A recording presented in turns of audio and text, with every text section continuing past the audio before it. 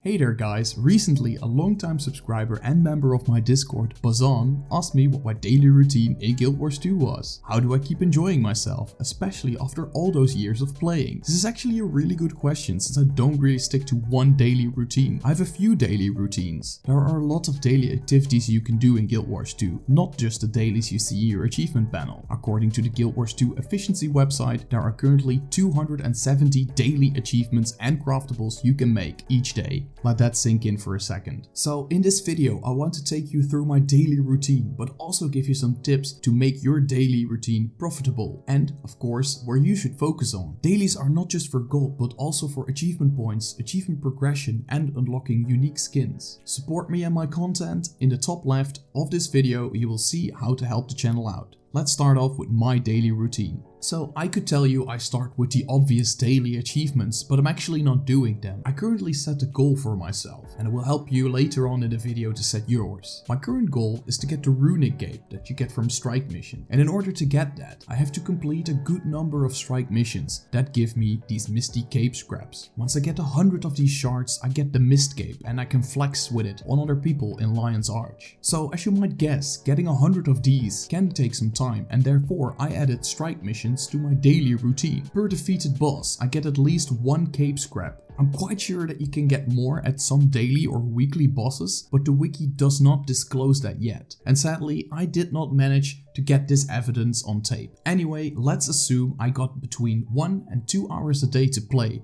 which is true on a standard workday. Finding a group for strike missions can take up to 10 to 20 minutes. There are enough people around, but getting the team roles set up and people leaving if a strike does not go well is something I do encounter. Then add another 20 minutes of completing these strikes. So I basically spend 40 minutes each day doing strike missions to get that runic cape. Also, I want to collect all those new armor sets that came out with the Steel and Fire Living World episode. For those armor sets, I need to collect prophet shards and crystals, which you will get from each boss in a strike mission. This basically goes hand in hand with the collection of the runic cape. So that's basically 1 hour of playtime spent on strike missions. While I'm at it, I also craft my ectoplasm refinement materials. You can only craft these once a day, and for some ascendant and legendary components you need multiple of these things. For example, Deldrimor steel ingots require a lump of Matrillium to craft, and you know, these things are just way too expensive to get from the trading post. Depending on the time of the day, I usually try to catch Dragonfall meta while I'm at it. I'm still not completely done with some of the achievements you find in this map.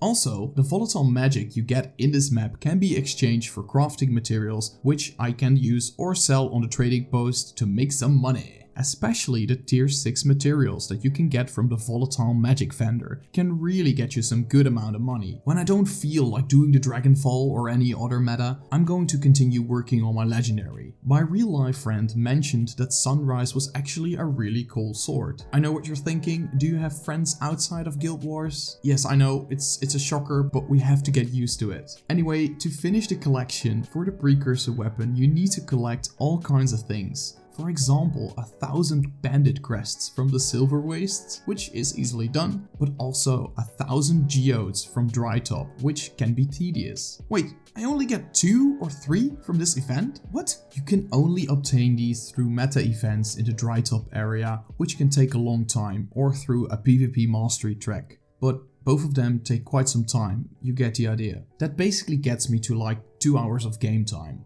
I can extend this playtime by digging a little deeper into the collection or do strike missions that are rather long. For example, the Steel and Fire strike. As you might have noticed, I'm not really doing daily achievements here. The only tasks I'm doing are for strike missions and meta events, which do not grant achievement points. The rest is mostly collecting and crafting. Also, I'm almost at my maximum of the amount of daily achievement points I can get, which is set at 15k. You are probably thinking, this guy has been playing the game for over 8 years and has not kept out his dailies. What a noob. And that's true, but from time to time I just don't feel like doing those achievements and I just don't do them. The game is for fun after all.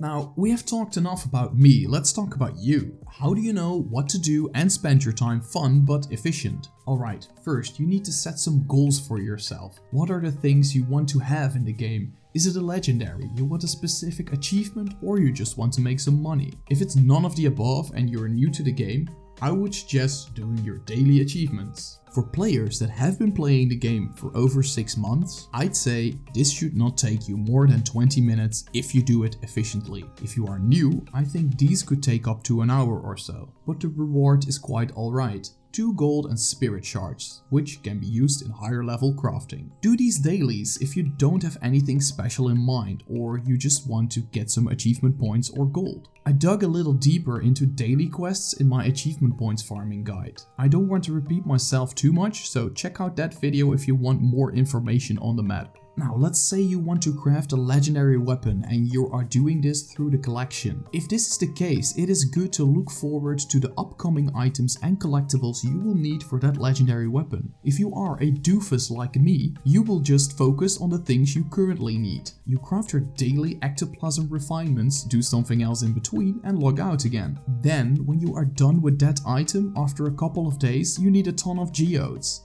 This can take multiple days, so please check the wiki or any other source you prefer before you spend your time. Now I'm kind of stuck and cannot progress the legendary until I get my geodes. Also, there are daily gathering routes and nodes you can harvest to get rarer materials or items towards your next ascended or legendary item. A nice, clean overview of the daily gathering nodes can be found on Guild Wars 2 Efficiency. You can find a link to this page in the video description. If you are more of an achievement hunter, it is good that you participate in achievements and activities of the last released Living World update. These are usually very well populated and people are actively looking to collect items and achievements through the looking for group panel or the map chat. The reason you want to do this now is because when a new episode comes out, people will move on to the next best thing. So people are going to complete achievements, collectibles and stories on the new map, the new strike or whatever next thing comes out. If you have the possibility to participate in daily strikes to get the currency for the new armor sets, I would most certainly do that. They will be harder to get when the new content comes out.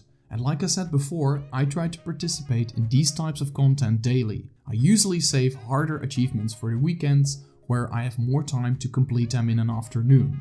I would also advise highly casual players to participate in these events as well. This way you will stay up to date with the happenings in the game and you won't have to engage in too much endgame hardcore content. These Living World episodes, the newer ones and the older ones, also have daily tasks tied to them. You can find them in the achievement panel. They're right under your normal dailies. These tasks won't give you achievement points, but they do give you some currency of that specific Living World season. You can use this currency on collectibles, achievements or other items you are trying to collect. Now, if you want to dig more into PvP, you are in luck.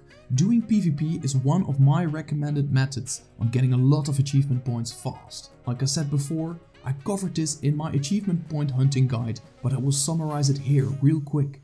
In your daily achievements panel, you will always find 4 PvP tasks every day. If you complete at least 3 of them, you will get 10 achievement points. Usually, if you play ranked PvP and win just 1 game, you already completed 3 of these tasks. And other than that, there are always achievements that progress you towards a bigger achievement. For example, the daily league participator requires you to play 3 ranked games in a day.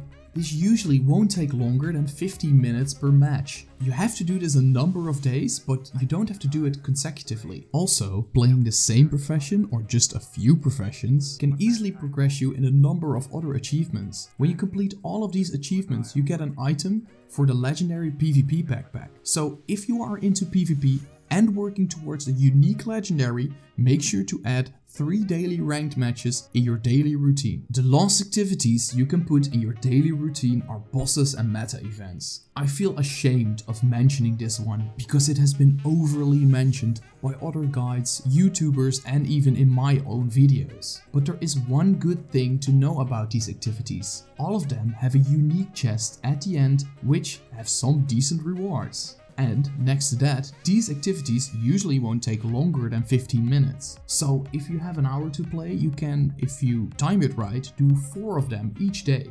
Use the event timers on the Guild Wars 2 wiki to find the next upcoming world boss or event. If you ask me which events you should focus on, I would say the Heart of Thorns events, especially the Auric Basin meta map.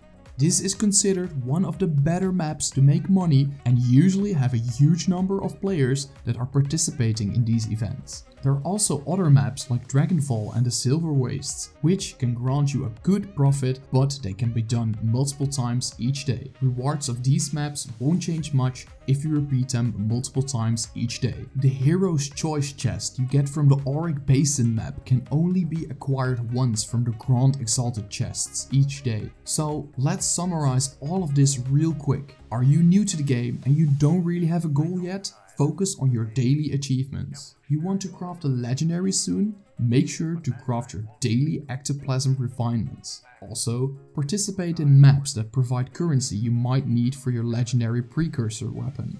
Are you a casual player and you don't have much time to play? Participate in new achievements or events from the latest Living World episode. For PvPers, play 3 ranked matches a day. And if you have some time to fill in between your activities, do a world boss or a meta event. These are my recommendations for planning your daily achievements. If you have any tips that might help others out, share them in the comments. And if you like the content, don't forget to give this video a like, share it with your guildies and subscribe to my YouTube channel. For now, I would like to thank you all so much for watching and hope to see you all in the next one. Peace!